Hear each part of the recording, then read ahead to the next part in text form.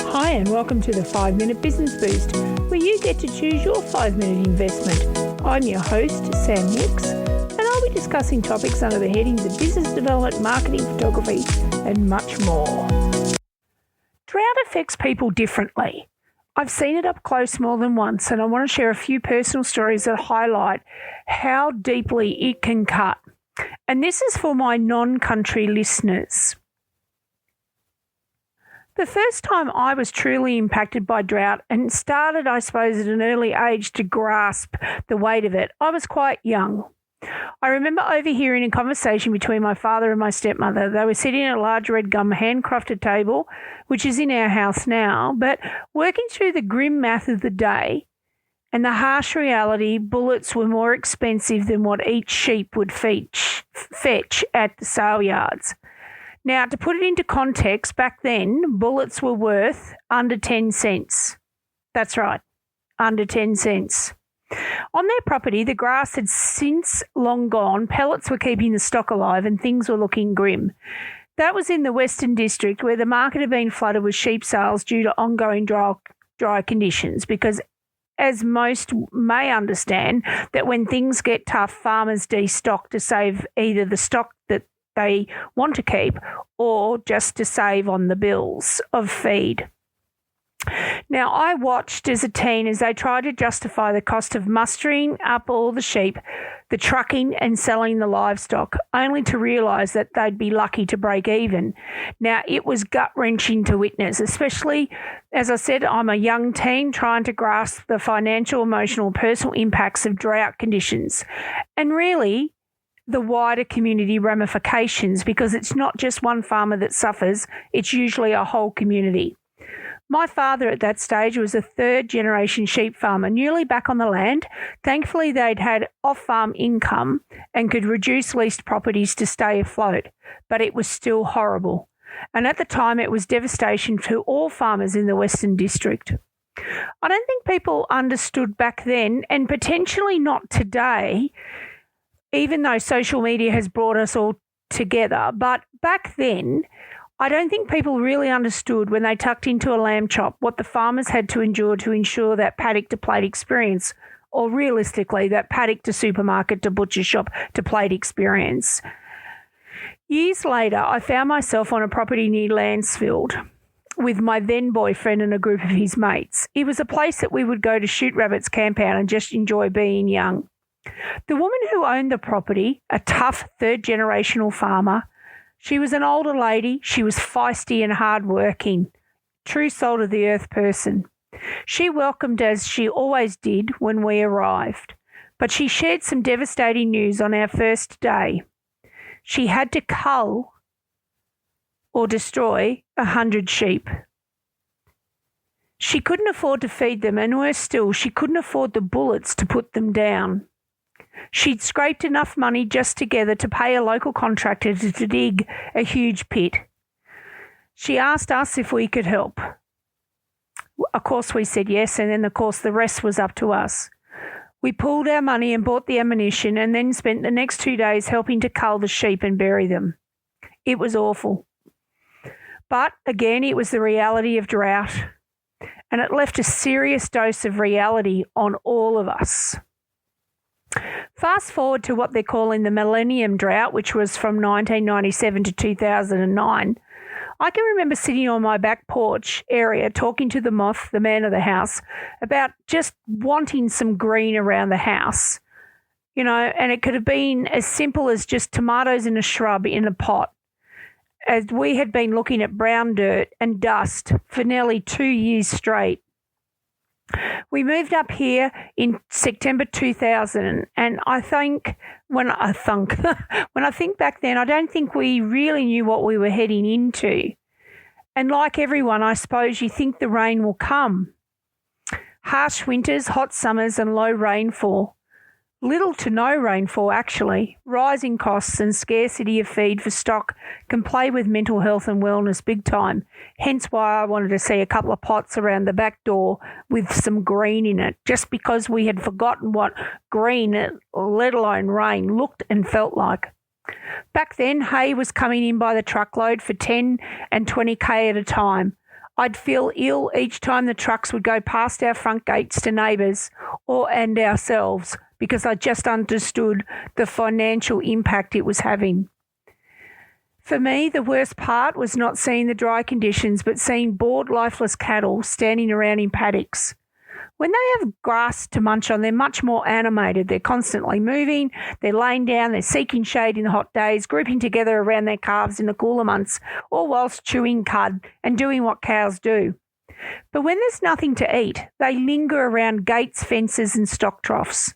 They are lost, they are bored, and they're pained. You can see it on their faces and in their bodies, and it's absolutely gut-wrenching. Over those years, we fed apples, bananas, any hay we could get our hands on, day-old bread from the local bakery. We even stripped our poplar trees of leaves, anything to release the boredom and get food up to them. And look, over time, things improved. Rainfall came some years with a ferocity, and we saw 100-year-old records broken. But here we are again.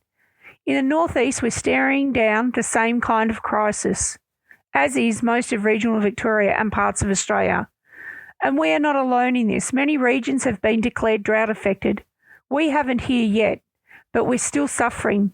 The worst parts include South Australia, Southwest Victoria, Northwest Tasmania, but this area is expanding in its breadth and width due to drought. Old-time farmers are saying it's the worst drought since 1967. And they share stories from their youth around these times through media releases and on social media. Primary producers are once again being forced into massive, heartbreaking decisions about their stock. Victorian Farmers Federation President Brett Hoskins stated this month in an interview with Australian Financial Review, "Where do you as a farmer draw the line with saving core genetics and breeding stocks and surviving? It is harsh." Now we see trucks carrying cattle, sheep on the roads all the time. They're under great pressure to get to the markets quickly, but the sale yards are overwhelmed. Record numbers are being seen once again. And when you talk to stock agents and truckies and sale yard teams, you realise that they are tired and feeling helpless. It affects everyone. There aren't enough abattoirs, so even the processing is backed up. The whole system is seemingly at breaking point. And in the middle of this, we now face the prospect of new taxes on farmers and primary producers, taxes that threaten to hit an already struggling sector even harder. Above and beyond the new land taxes that will apply to investment properties, holiday homes, commercial properties and vacant land. And not to mention the windfall gains tax that comes into play with land value increases by more than $100,000 due to government rezoning. So to put into some context, Victoria has approximately 5,250 sheep-focused farms, including mixed operations, and over 15,000 beef cattle businesses. And for all of them, I can assure you, it's frustrating to watch this new legislation unfold. Cattle farming in Victoria generates nearly $3 billion annually and supports over 10,000 jobs and is critical to both the state and national economies as a leading producer and exporter of beef. So it's an industry that does contribute to the economy at a local, state and federal level. And for a small business advisor such as myself and a primary producer, albeit a small one, it is extremely upsetting. And frankly, it's quite baffling. In this potty, I'll try to unpack what's happening, how drought, low rainfall and increased financial pressure are affecting not only the agricultural sector but whole communities. I also want to state a disclaimer here that this tax also affects commercial properties as well, and in some media reports this is going to break many larger companies who have been hit with massive increases in land tax. The average increase for commercial properties is estimated at 63% statewide, with some areas such as the Macedon Ranges expecting an average increase of 75% or $726 per property. In the Strathbogie Shire, a commercial and industrial property may face increases ranging from 34 to 100%. Anyway, back to this new levy, the Victorian fire levy and business impacts on regional farmers. So the Allan Labor's government overhaul of Victoria's fire service funding has ignited fierce debate and anguish across regional Victoria. The new Emergency Services and Volunteer Fund, or ESVF, because you know we love a good acronym, is replacing the fire services property levy, FSPL from July 1, 2025, and it brings sweeping changes to how emergency services are to be funded and how the costs are distributed. In this potty, I'll try to examine the facts, figures and business impacts on regional farming communities with a focus on generational farmers who also serve as CFA volunteers and the roll-on effects for drought-affected regions, whether they've been officially declared or not. So, number one, some facts and figures. The new Emergency Services Evaluation Fire Levy replaces the Fire Services Property Levy. It expands funding beyond the CFA and Fire Rescue Victoria to include additional services such as Vic SES, 000 Victoria, the State Control Centre, Forest Fire Management Victoria and Emergency Recovery Victoria. So this levy is forecast to raise an additional $765 million annually by 2027-2028, contributing to the broader scope of emergency services. Now, what this brings is a significant cost increase for farmers. So the variable rate for primary production land will be set at 71.8 cents per 1,000 of capital improved value, or what they call a CIV. This is a stark contrast to the 17 cents per 1,000 CIV paid by general ratepayers. Now, I'm not dissing that for a minute, people. We're all going to be hit. The Victorian Farmers Federation estimates that the median annual levy for farmers will raise by 109%, from $621 to $1,299. And large-scale farm operations could see levy bills in the tens of thousands annually.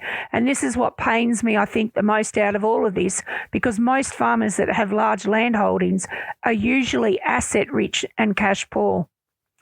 Anywho, average increases across property types. Households will see an average increase of 63 per year.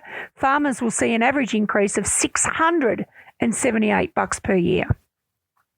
Now, there will be a rebate for volunteers to eligible CFA and Vic SES volunteers for their primary residence or farm, providing they meet specific service criteria. This provides some relief, though only to those who qualify. And it is my understanding that farmers or people who are volunteers must pay the levy upfront, then apply for the rebate. So there is going to be drought and concessional report, but this is only to drought declared areas, but drought affected farmers will be eligible for exemptions, and additional drought relief packages will follow, I suppose, since there's so much advocacy happening about this. There will be existing concessions for pensioners, veterans and single farm enterprises, and they will continue, as far as my research tells me. Number two, direct and indirect impacts on regional farmers. So this is going to bring around a severe financial burden. Many generational farmers, often the backbone of our local CFA brigades, are facing significant levy increases, sometimes reaching thousands or tens of thousands of dollars annually. For large-scale operations, individual bills could, and remember this is only an estimate from my research, and I'm not good on the figures, but some bills could climb as high as $70,000 to $500,000 per year. That's right, $500,000.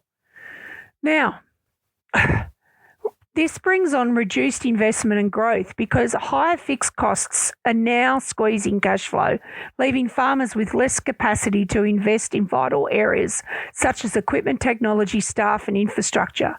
And this is especially dire for drought-affected farms where every dollar is already stretched extremely thin.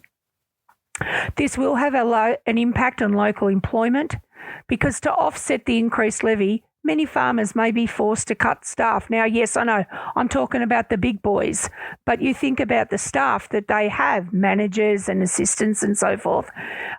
This is going to contribute to job losses in regional areas. And the Victorian Farmers Federation warns that this could further reduce the pool of available CFA volunteers too, compounding the risks during emergencies. Volunteer morale and CFA resilience. Now, okay, yes, you can say, and not a lot of people are saying this, but if there's a rebate and it's available for eligible CFA and Vic SES volunteers, it'll only support those who qualified. Widespread financial pressure is already affecting volunteerism. And I think last week, I think it was Friday, over 150 CFA brigades reportedly went offline in protest, citing disenfranchisement, I can't even say it, disenfranchisement and frustration with the system. With reduced profitability and tighter workloads, fewer people are going to have the time or the capacity to volunteer. And that's really undermining the CFA model and rural community resilience.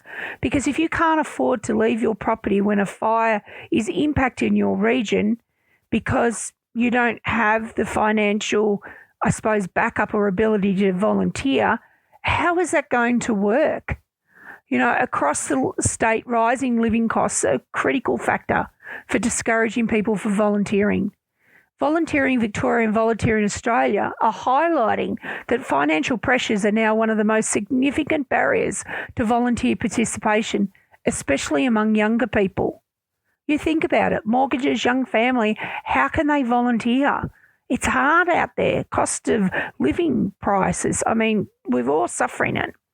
In 2022, 25.5% of people aged 18 to 34 cited financial reasons for not volunteering, and over half of our volunteers incur out-of-pocket expenses, and almost half of volunteer involving organisations report that cost of living pressures are affecting volunteer commitment and attendance, with 92% saying the problem is worsening. And you think about it, we're an ageing community. How are our ageing community going to volunteer, especially if they're a farmer, when, you know, they've got to probably take on 3 jobs and restrict their spending just so they can volunteer? A lot of them won't. So many volunteer-driven organisations are going to face financial strain, reduce funding overall and increase demand for services. And this is going to make it harder to recruit, retrain, support volunteers, further compounding the decline in volunteerism. The lack of community infrastructure and support for volunteer programs is also being cited as a growing problem, with many small organisations at the risk of folding. Number 3, roll-on effects for drought-affected farming communities. Now, this is around community and supply chain effects. So drought compounds the problem. Many regions are already in drought, with rainfall deficits declining farm incomes. This new levy adds to the financial strain and even some exemptions for drought-affected farmers. Destocking and freight. Drought and financial stress have led to mass destocking, overwhelming abattoirs and creating irregular demand for freight companies. When livestock numbers drop, trucks will sit again idle and local economies will suffer. Sale yards and abattoirs. Victoria has around 35 to 45 operating abattoirs and at least 20 major sheep and cattle sale yards. And these facilities are critical for farm business viability, but as destocking continues, throughput drops, impacting jobs and service viability.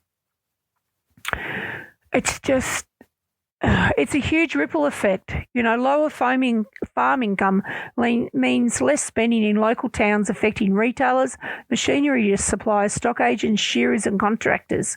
And we had a massive conversation the other night in this house about those retailers. Because when farmers are not buying tractors or upgrading infrastructure, they're not selling stock or regular stock, so the stock agents are not having that call. People will put off shearers and contractors. You know, this affects everybody from fencing through to dams or dam installers, whatever you like to call the people that come with that big, beautiful machinery and dig out holes in the ground so that you can have a dam for water for your stock. Alrighty, number 4, low rainfall and historical drought context. Now, rainfall trends across Victoria, because we've had a long history of drought with major events in 1967, 1982, 2006, and the Millennium Drought, which I mentioned before. Now, the Millennium Drought saw Melbourne's water storage drop from 97.5% to 33%, and 2006 inflows into the Murray system fell to the lowest on record. Now, recent years have seen to continue below average rainfall in many catchments, with some areas experiencing a 20 to 40% decline in annual stream flow compared to pre-1997 averages. And the Bureau of Meteorology's latest statements confirm that many parts of Victoria remain in rainfall deficit, compounding the stress on agricultural output and community resilience. Now, This also affects business resilience. During droughts, farm investments falls, local employment drops, and community resilience is tested. This new levy, even with exemptions for drought-affected areas, is going to add another layer of complexity. Number 5, what are the roll-on effects for freight destocking and support industries? Okay, so drought and financial stress has led to mass destocking, overwhelming the limited capacity of abattoirs.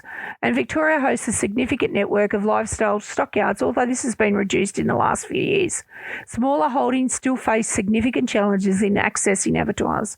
And based on industry and transparency project listings, and my research is not significant, people, and I'm happy to be corrected with any aspect of this podcast, I have found that it's at least 20 major operating sale yards for sheep and cattle across the state. Now, freight companies now are facing irregular demand. There's periods of intense activity moving livestock in for sale and slaughter, followed by idle trucks as stock numbers dwindle and hay becomes scarce, because we are going to have this peak and trough situation happening. And believe me, the scarcity of hay and feed further reduces freight activity, impacting local transport businesses and their employees. You know, I know of local farmers that are driving halfway across the state just to pick up a few bales of hay because the trucking companies can't get out to them, you know, this week or the next week. So it's impacting everywhere. So, retail and support industries. Reduced farm profitability leads to less spending in local towns. And I know this for a fact. I look down the main streets of some of our towns and I don't see the farmers in there getting their groceries or going to the butcher shop if they don't eat their own meat. I don't see them going to the retail shops, and certainly their women are not out there either shopping because they just know there's not a lot of money in the bank. So, it affects retailers, you know, the machinery suppliers, as I mentioned, the stockages and the service providers, because it means fewer shearers needed, contractors and seasonal workers are required. And it really does overall reduce the rural employment and economic activity. Now, I'm not in the sheep industry, but I've got, I suppose, connections through family in the sheep industry, and I thought I just wanted to talk about this for a little bit more. Again, I'm happy to be corrected. So sheep and wool. So destocking in response to drought and low prices has significant impacts on the sheep industry, just like the cattle industry. In Western Australia, for example, a 10 to 15% reduction in flock size was observed during export bans, with similar trends possible in Victoria during drought. So lower sheep numbers reduce the demand for shearers, again, stockages and transport, while increased supplies to abattoirs can depress prices further. And I think that does worry me a little bit, and I'm not an economist. Some articles I'm reading, not just beef and sheep, but dairy and grain on a national level. You just watch, you just wait, you just see. So this is the time to act if you feel you need to. Reach out to your local MP, write a letter. Write a letter to the local paper, you know, raise awareness, attend a peaceful rally. But remember too, people, I know it's hard because you want to call a spade a spade. Trust me, there's been some yelling and screaming at our place, just behind closed doors. But remember, once you get personal, you lose the argument. So talk up the personal impact to you and your business so that people understand. Support your neighbours and local farmers and commerce groups. This is a big one as we're all feeling it. Sometimes that conversation over the fence, down the street or in local venues will make the world of difference. And if you're feeling uncertain, don't sit and suffer in silence. Reach out to your tribe. This might be your accountant, your financial advisor, your farm consultant, or your business mentor. If you're feeling overwhelmed, seek out professional help. Make sure you're armed with good advice and you are able to make well-informed decisions in what is shaping up to be a critical, horrible time for rural Victoria. Thanks for listening. Take care and keep looking out for each other. Bye for now. Thanks for listening to the 5-Minute Business Boost.